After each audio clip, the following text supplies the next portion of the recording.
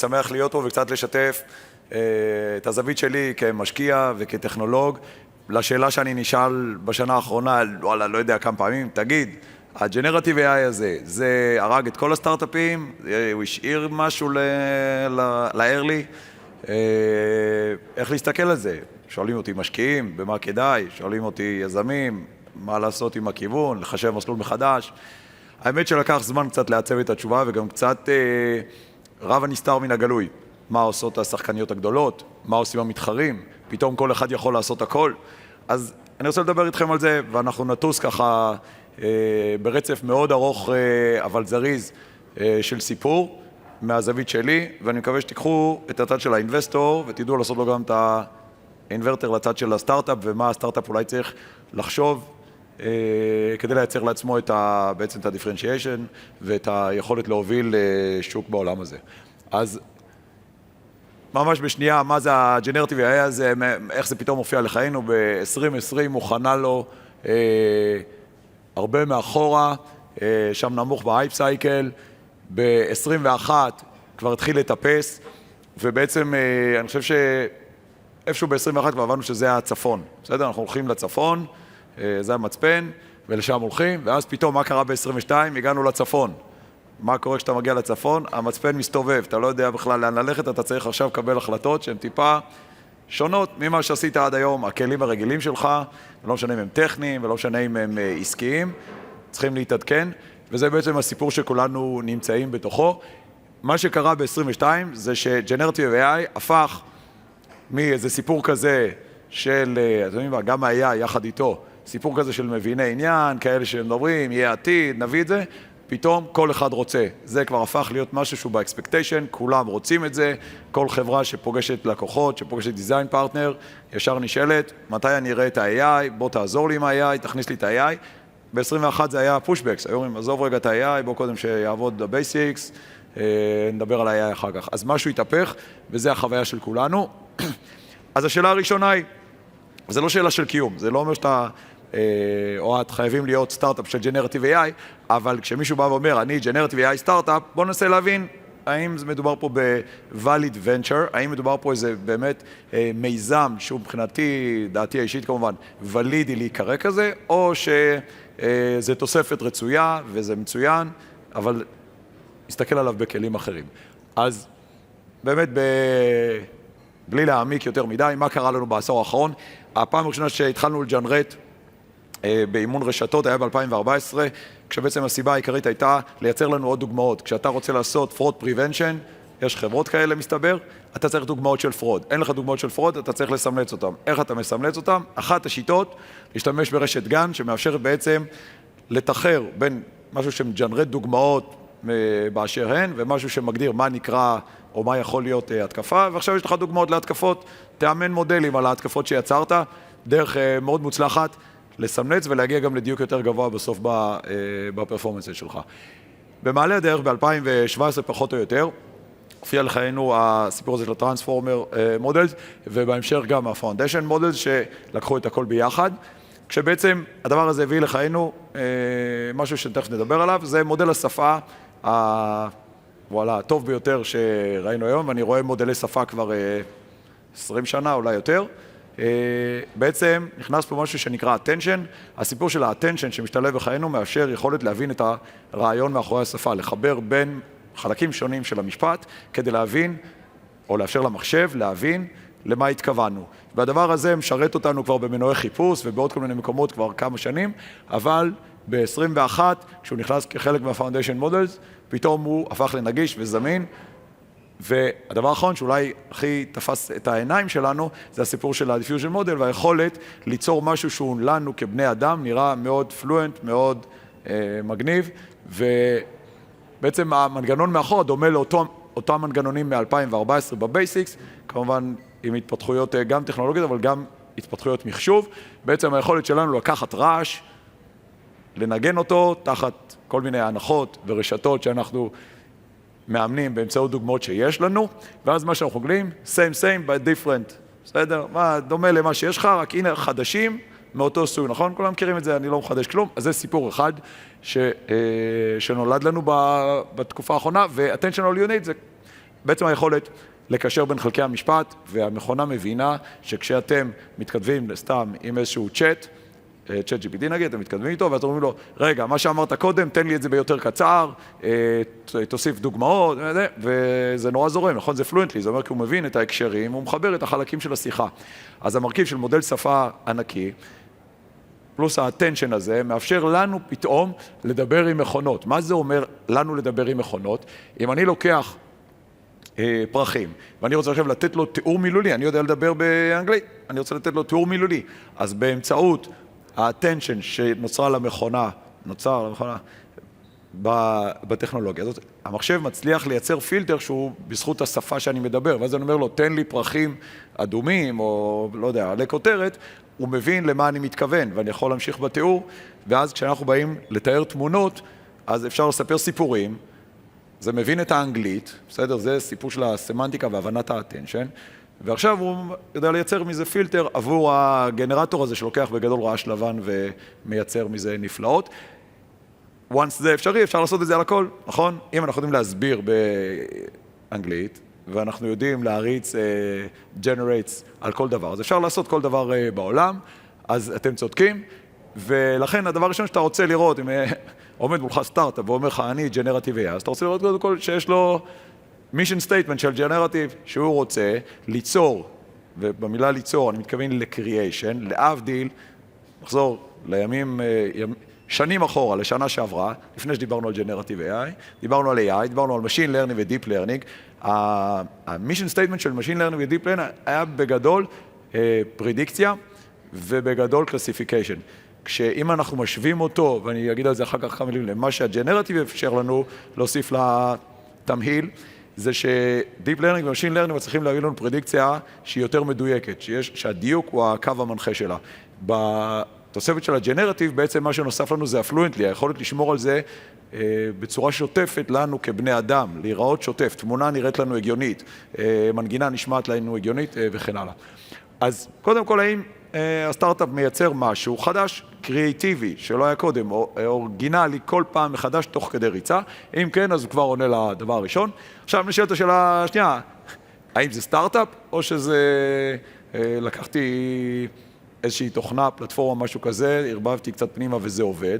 אז האם יש פה איזשהו פרופרייטרי? פרופרייטרי שהוא מעבר למה שהפלטפורמות נותנות, פלטפורמות בין אם זה כמו שהיה לנו פלטפורמות בעידן הענן, מה שנקרא, שהופיעו כל מיני פלטפורמות ומעליהם טכנולוגיות, אז עכשיו יש לנו פלטפורמות שמייצרות בעצם את השכבה של המודלים הגדולים.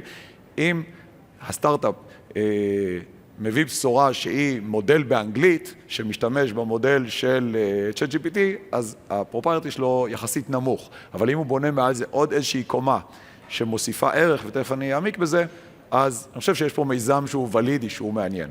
והדבר האחרון, שהוא קצת קשור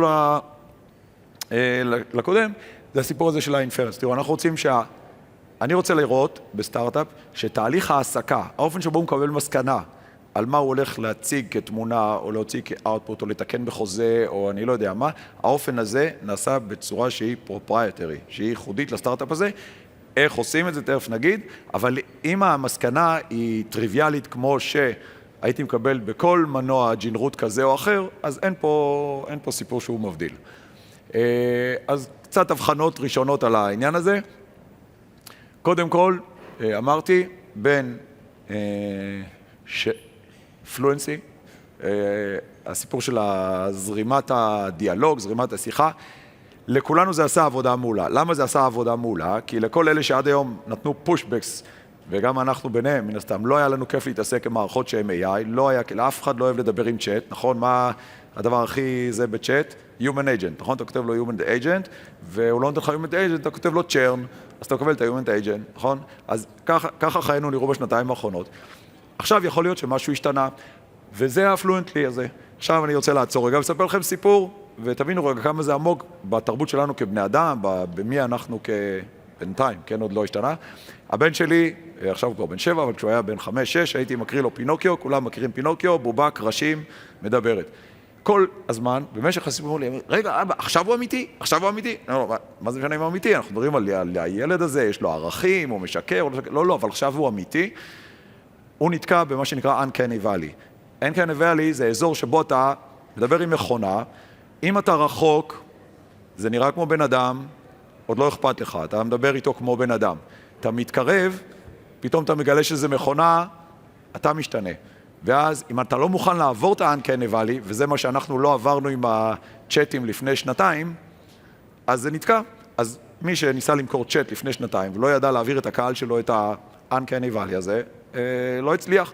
ואני על הפינוקי הזה כל פעם שואל שאלה, למה הוא הולך עם תפוח לבית ספר? כאילו, מה, הרמת קרשים הזאת הולכת לאכול את התפוח? אז שאלתי את ChatGPT, למה פינוקי הולך עם תפוח לבית הספר? תעשו את זה, תבדקו את זה אחר כך.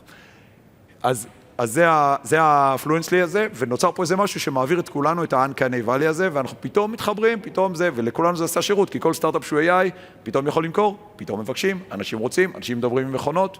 אני ראיתי כמה סטארט-אפים שנותנים שירות פסיכולוגי, דרך משהו כמו וואטסאפ כזה וכן הלאה, לא נזכיר שמות, והופתעתי לגלות שיש להם, לא יודע, אחד הסטארט-אפים, יש לו 100,000 יוזרים, שמדברים כל יום עם רובוט, אומרים לו, שומע, יש לי מחר מבחן, אני מתרגש, יש לי מצגת, מה אתה אומר? אומר לו, הולך תנשום, וזה חי שם, כן, על בסיס יומי. זה אומר שעברנו משהו. הדבר השני, ואנחנו בשלב הראשון שאתם ברגע הזה, זה הסיפור הזה של האתיקה. תראו, זה לא, הקרקס של מה שהיה עד היום לא ימשיך יותר מדי. שבוע שעבר, בעוונותיי אני הצטרפתי ל-OECD AI, זו קבוצה שמתעסקת ברגולציה ובלבנות את כל הסיפור האתי מאחורי AI. בוא נגיד, אנחנו עכשיו בערך בשנת 2018, נראה לי, מבחינת הפרוגרס של הרגולציה אל מול הטכנולוגיה, אבל משהו פה כבר ברור לכולם שהחלק הזה לא יכול להמשיך. שבוע שעבר אושר במליאת האיחוד האירופאי איזה בסיס של תקנון שהשוודים הוציאו, לא, לרגולציה. זה מתקרב בצעדי ענק, ויום אחד פתאום זה יהיה חייב לעבוד. עכשיו, זה לא אומר שכל פעם מישהו יבוא ויבדוק אותך, אבל אם תחטוף תביעה, לא בטוח שיש לך איך להתגונן. ואף אחד לא רוצה להיות מושקע בסטארט-אפ שהוא מפר אחד כמה יש פה? 6, אפשר לפרט את זה גם אחרת, זה לא משנה כל כך, דברים שבאמת כולנו כבני אדם היינו רוצים להיות רגועים, לא רוצה לדעת שהמידע שלי מתרוצץ, המידע האישי שלי מתרוצץ באינטרנט, לא רוצה לדעת שאפשר לעשות לי הונאות, לא רוצה לדעת שמישהו עושה לי prompt engineering injection כזה, ולא יודע מה עושה שמה, ואני גם רוצה להבין שהכל accountability, שמישהו לוקח אחריות, ולא מנוע שמריץ מנוע, ובסוף נוצרת בעיה. דיברתי קודם על שירות פסיכולוגי וואטסאפ לייק, כן? תארו לעצמכם שמישהו אומר, מה אתה ממליץ לי? אז הוא אומר לו, רוב המקרים קפצו מהגג. יכול להיות שזאת האמת, רק לא בטוח שזה מה שאנחנו רוצים שיקרה. אז קודם כל, צריך לעמוד בזה, אחרת לא הייתי מתחיל. ואז אנחנו מתחילים להסתכל ימינה, שמאלה ורגע מה הולך, אבל נורא קל לעשות את זה, אין פה חפיר, מה שנקרא, אין פה מספיק מרחק מאחרים, differentiation. איך אתם יכולים להסתכל על זה? איך בונים את זה נכון? אז כמה עצות. קודם כל, הגדולים, במקומם, כבודם במקומם מונח, אני אומר, זה כמו לרקוד עם גורילה. איך רוקדים עם גורילה? איך שהיא רוצה. אז כן, אני גדלתי ב-8200, היינו הגורילה, אז כל פעם היינו צריכים להגיד את זה לאנשים כדי שיפסיקו להתווכח. אז קודם כל יש דברים שזה מה שיעשו הגדולים. אתה לא תסביר שבעצם הם ישנים בעמידה ואתה תעשה את זה, בסדר? כל אחד מהגדולים האלה, ואנחנו נמצאים פה אצל אחד מהם, יודעים להביא את כמות המחקר הנדרשת, את כמות התקציבים הנדרשת, את כמות הדאטה הנדרשת, את כמות הקומפיוטר הנדרשת, ולהריץ פרויקטים בסדר גודל כזה. אז לא מציע לכם להתחיל פרויקטים כאלה. בסדר? ואני יכול להגיד שראיתי כמה סטארט-אפים שלפני כמה שנים התחילו, מה שהיום מסופק על ידי פלטפורמות. אז זה מהלך קצת מסוכן, זה לא רק על אמביציה, צריך לראות גם עם רגליים בקרקע. הדבר השני, זה הסיפור שהגדולים מסתכלים רחב, הם רוצים להיות פלטפורמות. חלק מהמקומות הם נשמעים כמו נישה, אבל הם פלטפורמה. בסדר? כל מיני דברים שקשורים לכלים כלליים, כלים ספציפיים לתפקוד מסוים, אבל שכולנו משתמשים, בסדר? כל מיני דברים שקיבלנו באופיס לפני כמה שנים, אז יהיה לנו אופיס על סטרואידים, נקרא לזה, בשנים הקרובות, ואני בטוח שיספקו את זה לשולחנו של כל אחד מאיתנו, ולכן סטארט-אפ שבא ואומר, אני אעשה ג'נרטיב על האקסל, כנראה שאין לו שם הרבה בשר, ולכן צריך לחפש משהו אחר, צריך איזשהו דיפרנציאטור שהוא אחר. גם לא הייתי הולך למהלכי ריסרצ' שמתחרים בדברים שראיתי קודם, כן? אל תמציא את ה-Next Diffusion Models, ואל תמציא את ה-Next, לא יודע מה, מודל חלל כזה או אחר, שכל קבוצה שיוצאת לה מסטנפורד ומתארגנת, יודעת לקחת אותך לא רוצה להגיד בהליכה, אבל במהירות ובתקציב שלא לנו תצליח להביא כמוהו. אז שורות תחתונות, אין יותר Deep Technology בהקשר הזה, בסדר? הפטנטים, אני קורא הרבה פטנטים של AI, בסדר? זה נחמד, זה מראה שיש מישהו בחברה שידע לכתוב את זה בצורה של פטנט, זה מראה לי צורה של חשיבה. הפטנטים האלה, לא ראיתי פטנט אחד שאני לא יודע לעקוף אותו בחצי שנייה. באמת, זה... אולי יש כאלה שרואים בזה הרבה ערך, אבל לא הייתי בונה על זה, בסדר? אני לא חושב שזה מוסיף לערך של החברה יותר מדי, זה רק נותן לך איזו הבחנה שיש פה חבר'ה רציניים, אבל לא יודע אם זה מה שצריך. ואני אומר, אין פה סיקרט סוס. זה לא כמו בעידן שבו פיתחנו הצפנות, ואז יש לך הצפנה, זה סיקרט סוס. או פיתחת איזו הגנה מיוחדת בסייבר, היום גם בסייבר כבר זה קצת יותר קשה למצוא כאלה, או יש לך איזו טכנולוגיה שאף אחד לא יגיע אליה מאיזו מעבדה סודית. זה סטארט-אפ זה סוג אחר של סטארט-אפים. בעולם הזה אין סיקרט סוס. אז ממה אתה מבדל את עצמך? זה נורא פשוט, כמו מסעדה טובה שהיא בוטיק, בסדר? אז מה יש לנו? יש לנו ingredients מיוחדים, יש לנו מתכונים שנתפרים במיוחד והם שונים וייחודיים, ויש טבחים מכוננים. אז מה זה יכול להיות למשל? קודם כל proprietary data. הדאטה יכול להיות או שאתה משיג אותו, וזה צריך להיות דאטה שהוא לא יושג גם ככה על ידי המכונות הגדולות של הפלטפורמות הגדולות, ולא כל אחד יכול להשיג אותו. לפעמים הדאטה הזה הוא נבנה במשך שנים, או שאתה הראשון שמזהה איזה path לבנות אותו, זה לא רק להשיג את הדאטה, זה גם לבנות אותו בצורה הנכונה. יש לנו חברה שנקראת TasteWise, הם כבר 3 שנים אוספים כל דבר שקשור לאוכל באינטרנט, מתכונים, תפריטים, המלצות של שפים, תמונות באינסטגרם של האוכל וזה. את כל זה הם מפרקים ל-ingredients.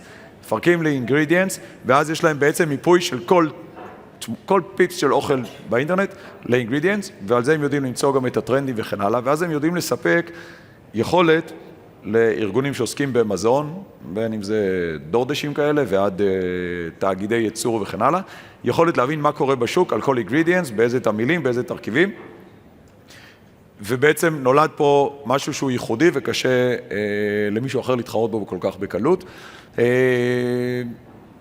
משהו בארכיטקטורה ובאופן שבו מייצרים את התובנות, את המסקנות, צריך להיות ייחודי. לפעמים זה טכניקה מסוימת, לפעמים זה גישה מסוימת שעושים אותה נכון, אבל בסטארט-אפים שבהם אני רואה שיש, סתם, אפרופו המזון, פיתחו שפה שהיא שפת מזון, כן? להגיד על משהו מתוק, אז תראו זה איזה מתוק, זה כאילו נחמד, וגם איזה מתוק, זה מתוק, סוויט. היכולת להבחין, זה מצריך עבודה, זה לא רק דאטה, בסדר? ואם יש יכולת לאמן ולבנות את זה, ולבנות מודל שפה שהוא לשכבה הזאת, אז אני רואה בזה ערך. וכמובן, בסוף, צוות שיודע לקחת את זה קדימה. קצת על differentiation, אז קודם כל, כל מה שקשור לקופירייטינג ופרודוקטיבי כזה של בוא נשכלל את מה שפעם עשו ידנית, הנה עכשיו אנחנו נעזור להם.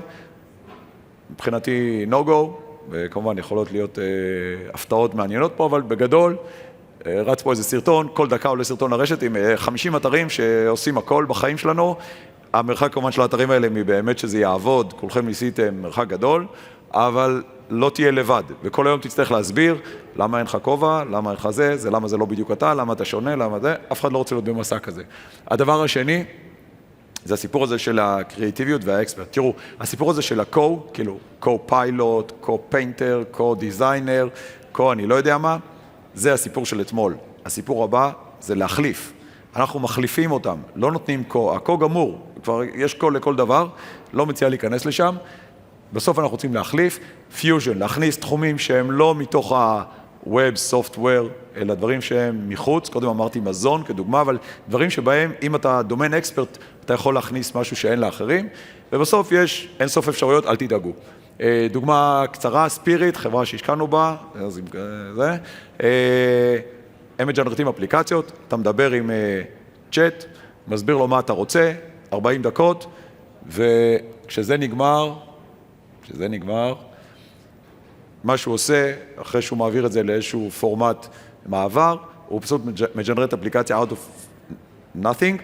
בעצם הם ידעו לפתח גם את השכבות של השפה שמאפשרות את הדיאלוג על האפליקציה והיכולת לתמצת מתוך הלקוח את מה הוא רוצה, לתרגם את זה לאפיון תוכנה, וגם את זה לתרגם לשכבות שמאפשרות ממש אפליקציה שעומדת בסטנדרטים של האפ סטורס. חברה שהיא בת שנתיים, מה שקרה בשנה האחרונה, שבעצם את כל הסיפור של הצ'אט, האנגלית בצ'אט, המודל שפה וכל זה, הרווחנו מתנה. אז הם מספיק צעירים שהם לא שרפו הרבה שנים בשביל לייצר את הצ'אט הזה, אבל הערך האמיתי שלהם נובע ביכולת שהם יכולים לתרגם את זה לתיאור של תוכנה, ואת התיאור של תוכנה לתוכנה. אז אתם מוזמנים לנסות, מי שצריך אפליקציה יכול. אז הנה 5 נקודות, ובזה פחות או יותר נסיים. תקראו תוך כדי. צריך לעבור דרך כמה שלבים, צריך להראות שאתה לא דורך על רגלי ענקים, צריך להראות שאתה לא הולך להפר כל מיני אתיקות. יש סטארט-אפים שלפעמים רואים בעיות אינרנטיות בעולם הזה, וזה קצת ריסקי. ואתה צריך לראות רגע שאתה לא מספר את הסיפור של פעם, שאתה מצליח לחשוב רגע יותר רחוק, וליהנות משילוב של פלטפורמות זמינות עם כל היכולות שאתם יכולים לקבל ממה שהן נותנות, פלוס משהו שאתם צריכים להבין בעצמכם, בדרך כלל זה יהיה דאטה, זה יהיה דומיין אקספרטי ואיזושהי טכנולוגיה שנגררת כתוצאה מהדבר הזה, ובסוף כל הדברים הרגילים שסטארט-אפ צריך, אני לא חוזר על זה, זה משקרה הרצאות אחרות שכבר היו פה, כדי לייצר יתרון תחרותי וביזנס פוקוס וכו' וכו'. עד פה.